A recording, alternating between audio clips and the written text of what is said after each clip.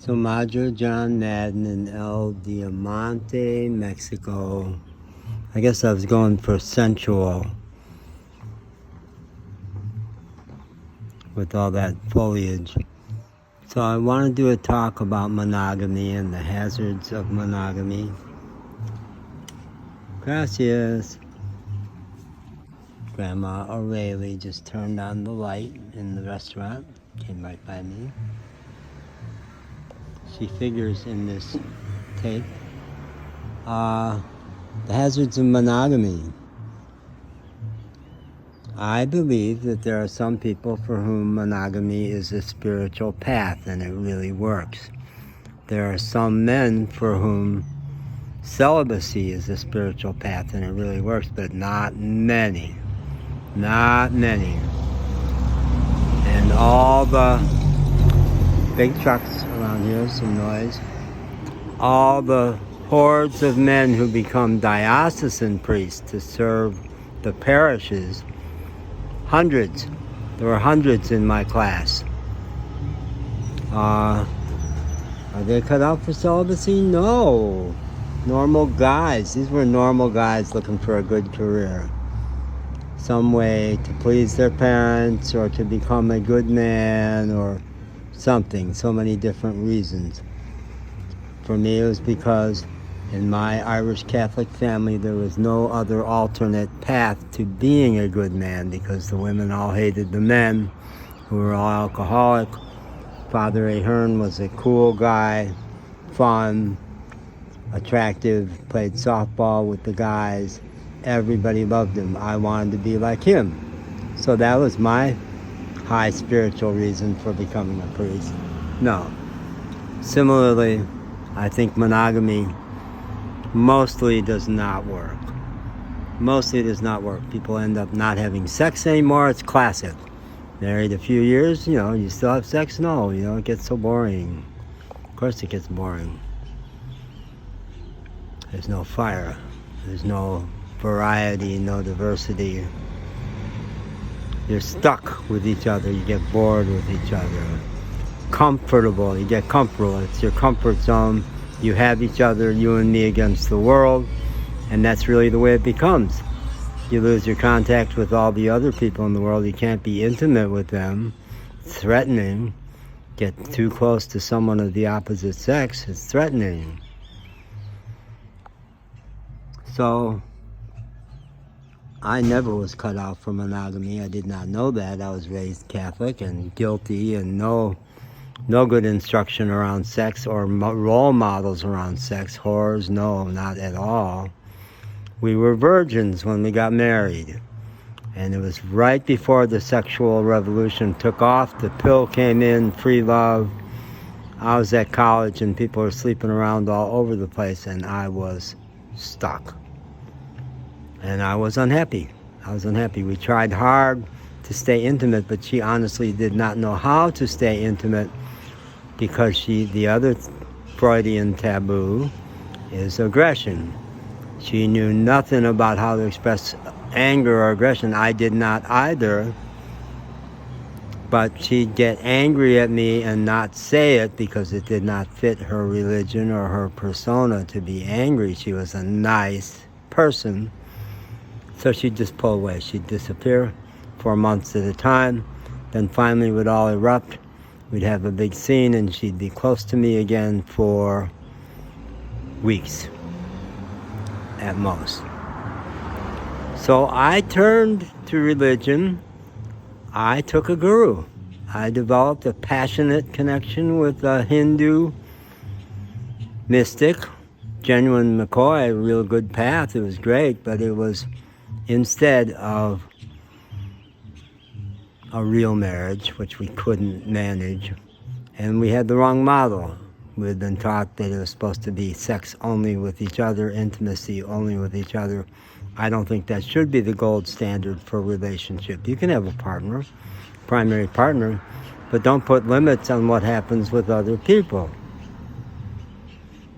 So it was a celibate path. It was a path where that guru, Sri Chinmoy, he allowed married people to still have sex, but to move in the direction of celibacy. And single people on that path were celibate. They were married to God. And I said, good, the hell, not losing anything here. Sex has never been good between us. Yeah, so I threw myself into the path, and I'm sure that in a candid moment she would say, the guru took him away from me. But we were gone already. In the same way that she'd say, yeah, and then he divorced me and ruined my life. Well, she had not spontaneously touched me for a year. She got married to her graduate school program, her PhD program, threw herself into it. When we divorced, I realized I did not have touch withdrawal because I hadn't been touched. I went through withdrawal from touching because she still would allow me to place a hand on her affectionately and give her back rubs and stuff. Yeah. So, monogamy did not serve us. I was such a guilty guy, I didn't fool around much. 3 one-offs in 10 years. A woman in grad school, she was on a break from her husband. They were both good friends of mine. She stayed with us. She and I were irresistibly drawn and did it. It wasn't all that great. She was not really there much anyway. She was gorgeous, but she was not inhabiting her body really, so it was a big nothing. And then Susie, I taught college for a year, and I was the most popular faculty there, officially voted as such. Susie was my most brilliant student. Not pretty, really, but very brilliant and very funny. And sex was spectacular between us, in her bed, one time only. I don't remember why never a second. I don't think either of us initiated towards a second. And then there was a woman who I've never remembered her name, another undergrad. She was one of these yogi people, slender, gorgeous, flowing, spiritual, and a great tennis player. We went out and we didn't play competitive tennis, we just stroked. So you can see where that went. Stroke, in the rhythm, boy, back and forth, in and out. So I was inevitable. And it wasn't great, it was flowing, it was sweet, but no real passion, no fire. I don't think she had fire. And because it was in our bed, which the other one was, the others, I don't know where Loretta and I screwed. I don't know where that happened. I don't think it was in our bed. Susie was in her bed, but this was in our marital bed, and I confessed immediately that night, and it shattered her, and she said, ruined her life, blah, blah, blah, blah, blah. So those are the 3 only. So, did the guru take me away from her? No, our lack of intimacy took me away from her. Now, I have a friend in Chicago who's my exact same age, and his wife, after many, many, many years, various children that they've raised beautifully, she turned to the Mormon path. She went to a cult from their Catholic path. Threw herself into it, and she's gone. She's gone, and he is a haunted, lonely man. They're both seriously lonely. Now, did that happen because the intimacy had gone out of their relationship? I don't know them well enough to know that. But he is a sad hombre. Sad guy. Haunted, just kind of staggering around in his later years.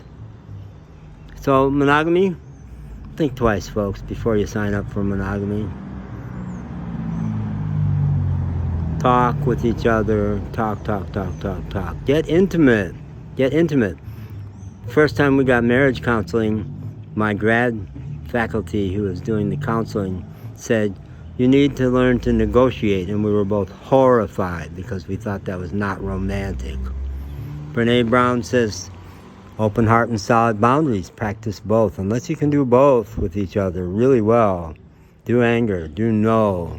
Do fuck you. If you can't have a good fight, no. Till you've learned how to have good fights where you can let it all out and heal and have some great make-up sex. Yeah. Otherwise, Don't do it. Don't do it. It's a mistake. It's a dead path. It's comfort. It's just like the middle class. Comfortable. Stay in my comfort zone. Well, it's not worth it.